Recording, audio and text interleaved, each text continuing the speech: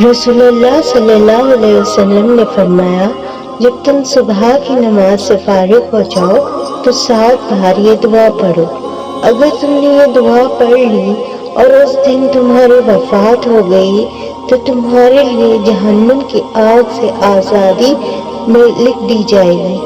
اور جب مغرب کی نماز سے فارغ ہو جاؤ تو تب بھی 7 بار یہ دعا پڑھ لیا کرو۔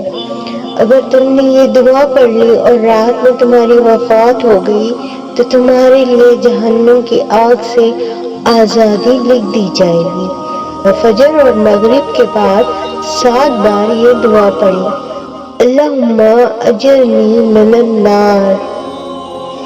جو شخص 7 بار یہ دعا پڑھے گا اس کے لیے جہنم کی آگ سے آزادی لکھ دی جائے گی۔ سبحان اللہ۔